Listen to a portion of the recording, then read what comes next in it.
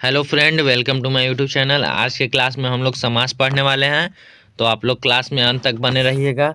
और यह समास का वीडियो हर एक परीक्षा के लिए बहुत ही ज़्यादा इम्पोर्टेंट है, इसलिए यह क्लास को आप अंत तक जरूर देखिएगा। आज के क्लास में आपको समास पूरा समझ में आ जाएगा, तो क्लास को अंत तक जरूर से ज़रूर देखिएगा। और आपको क्लास अगर अच्छा लगता है तो क्लास को लाइक कीजिएगा और चैनल को सब्सक्राइब कीजिएगा। तो चलिए क्लास को स्टार्ट करते हैं। आप लोग क्लास में अंत तक बने ही रहिएगा। तो सबसे पहला हमारा क्वेश्चन उठता है कि समास है क्या। क्योंकि यह हिंदी व्याकरण और संस्कृत व्याकरण दोनों में आप पढ़ सकते हैं। सबसे पहला हमारा क्वेश्चन है समास होता क्या है। ठीक है, क्लियर। तो देखिए, जब दो या दो से अधिक पद अपने कारक चिन्हों को छोड़कर आपस में मिल जाते हैं तो बने पद को समास कहते हैं। यानी इसका एग्जाम्पल आपको बता दे रहे हैं। जैसे बहुत सारे बोलते हैं चिड़ी चिड़ी को मार, चिड़ी को मार। क्या, देख लीजिए, थोड़ा सा पेज चेंज कर लेते हैं। बहुत सारा बोलते हैं चिड़ी को मार। क्या, चिड़ी को मार, चिड़ी को मार।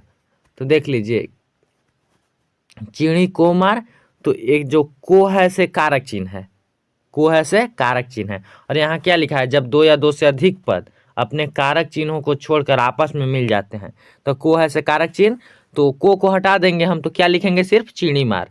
क्लियर है, चिड़ी मार। तो चिड़ी मार क्या हो जाएगा, समास हो जाएगा। और चिड़ी को मार दो पद हो गया। क्लियर है। तो क्या, जब दो या दो से अधिक पद, आपको यह समझ में आ गया ना। तो देख लीजिए, जब दो या दो से अधिक पद अपने कारक चिन्हों को छोड़कर आपस में मिल जाते हैं तो बने पद को समास कहते हैं। यह पहला डिफिनीशन। अब दूसरा डिफिनीशन देख लीजिए। दूसरा डिफिनीशन है, बड़े शब्द को छोटा शब्द करके दिखाना ही समास कहलाता है। सॉरी, समास कहलाता है। क्या, बड़े शब्द को छोटा शब्द करके दिखाना ही समास कहलाता है। जैसे यहाँ पर देख लीजिए, यहाँ दिया होगा, देख लीजिए, नगर के समीप लिखल है, नगर के समीप लिखा हुआ है, तो इसका हम छोटा शब्द उपनगर कर दिए। क्या कर दिए, उपनगर। नगर के समीप बड़ा शब्द है कि नहीं, और उपनगर छोटा शब्द है। क्लियर है, अभी आपको क्लियर होगा। यानी बड़ा शब्द को छोटा शब्द करके दिखाना है क्या कहलाता है, समास कहलाता है। और दो या दो से अधिक पद वाला भी मानिए पहला डिफिनीशन था, उसका भी यहाँ पर हो जाएगा। के है से कारक चिन्ह है तो उपनगर हो गया ना, छोड़ दिया ये दोनों, ये उपनगर हो गया। क्लियर। तो आपको डिफिनीशन समझ में आ गया ना समास का। तो आगे हम बढ़ते हैं, आगे देखते हैं समास के कितने प्रकार होते हैं। समास के कितने प्रकार होते हैं, तो समास के 6 प्रकार होते हैं। कितने प्रकार होते हैं, समास के 6 प्रकार होते हैं। क्लियर है। तो अब हम एक एक करके सभी समास को देखने वाले हैं, तो आप सब वीडियो में अंत तक बने रहिएगा। तो चलिए आगे देखते हैं। अब आगे है पहला अव्ययी भाव समास। पहला क्या है, अव्ययी भाव समास। तो अव्ययी भाव समास, इसका ट्रिक देख लीजिए।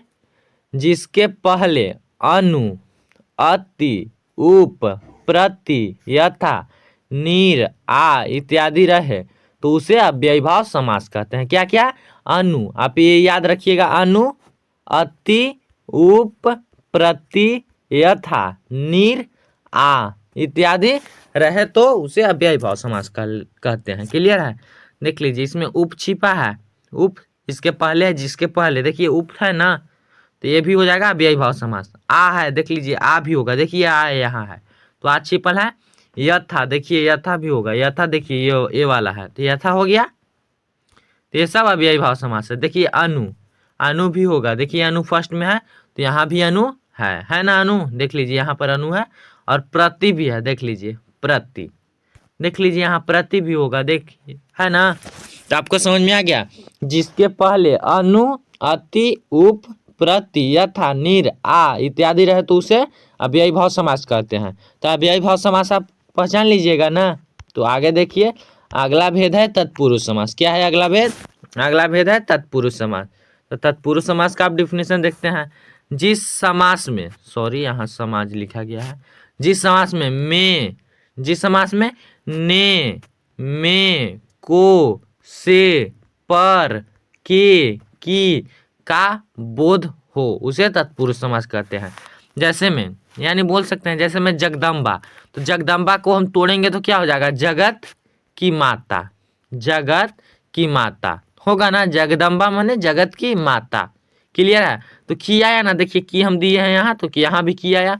राष्ट्रपति, तो राष्ट्र का पति यानी राष्ट्र का स्वामी, तो का आया कि नहीं आया ना, का तो का हम दिए हैं, देख लीजिए का दिए हैं, राष्ट्र का स्वामी। आगे भी देख लीजिए, आगे है मास पूर्व, तो महीने से पहले क्या होगा, महीने से पहले, तो से आया कि नहीं, देख लीजिए से हम दिए होंगे, से देखिए से है, देखिए यहाँ पर से है तो से भी हो जाएगा। ज्ञानहीन, तो ज्ञान से हीन, से फिर आया। चिड़ी मार, तो चिड़ी को मार, क्या चिड़ी को मार, तो ये भी हो जाएगा, को देख लीजिए चिड़ी को मार। तो आपको तत्पुरुष समास भी समझ में आ गया, यानी जिसको तोड़ने पर, क्या जिसको तोड़ने पर यानी दो खंड करने पर इसमें से कोई भी शब्द आए, इसमें से कोई भी शब्द आए तो उसे ही तत्पुरुष समास कहते हैं। क्लियर। आगे देख लीजिए, आगे है बहुब्रीहि समास। बहुब्रीहि समास, तो इसका देखिए जो दिया रहेगा वह प्रधान नहीं होगा, उससे अलग प्रधान होगा। क्लियर है। यानी दशानन दिया है तो दशानन प्रधान नहीं है, यहाँ रावण का बोध करा रहा है।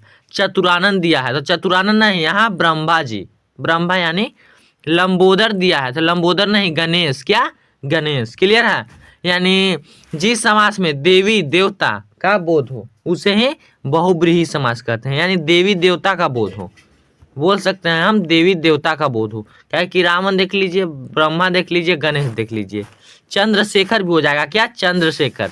तो चंद्रशेखर से आप किसे बताते हैं, आप लोग यह कमेंट कीजिएगा, चंद्रशेखर किन्हें कहा जाता है। तो आगे देखिए, अभी आपको आ गया होगा, आगे है द्वंद्व समास। क्या आगे है द्वंद्व समास, तो जिसमें ऐसा चिन्ह लगा होता है तो उसे भी द्वंद्व समास कहते हैं। और जिसे तोड़ने पर यानी जिसमें और या आए, और या आए, ठीक। क्लियर है। यानी भाई बहन, तो भाई बहन को तोड़ेंगे तो क्या हम लिखते हैं, भाई और बहन, क्या भाई और बहन, भाई और बहन। लोटा डोरी, तो लोटा या डोरी, लोटा या डोरी करेंगे ना। हंसो, तो हंस और हंसिनी, हंस और हंसिनी आया ना, और या आया, और या आया। तोड़ने पर और या आ रहा है, और ऐसा चिन्ह भी है, देखिए है ना चिन्ह, देखिए दो जगह चिन्ह है। राम कृष्ण, तो राम और कृष्ण। दंपति, तो पति और पत्नी। क्लियर है। दंपति, पति और पत्नी, ठीक है। क्लियर है। तो आगे देखिए द्विगु समास। अगला क्या है, द्विगु समास। तो जिस समास में प्रथम पद संख्यावाचक हो द्विगु समास कहलाता है। जिस समास में प्रथम पद संख्यावाचक हो उसे ही द्विगु समास कहते हैं। यानी दोपहर, दोपहर, तो दो यहाँ आया संख्या, सप्ताह तो 7 आया संख्या, यानी दोपहर के मतलब दो पहर का समूह। पंचवटी, तो 5 वट का समूह, 5 वट वृक्षों का समूह। दोपहर माने दोपहर, सप्ताह माने 7 दिनों का समूह। तो यहाँ पर भी आया, मान लीजिए त्रिलोकी, तो 3 लोकों का समूह, तो यहाँ भी 3 आया। क्लियर है। तो चलिए अब आगे देखते हैं, यहाँ भी त्रिफला, त्रिलोकी सब दिया हुआ है। फिर आगे देख लीजिए कर्मधारय, तो समान अधिकरण या विभक्ति वाला तत्पुरुष कर्मधारय कहलाता है। समान अधिकरण या विभक्ति वाला तत्पुरुष कर्मधारय कहलाता है। यानी महादेव, तो महान देव, यहाँ भी प्रथमा विभक्ति है, यहाँ भी प्रथमा विभक्ति है। क्लियर है। नील कमल, तो नीला कमल, प्रथमा विभक्ति दोनों जगह है। तो हम अगला वीडियो विभक्ति पर बना देंगे जिसमें आपको विभक्ति पूरा समझ में आ जाएगा।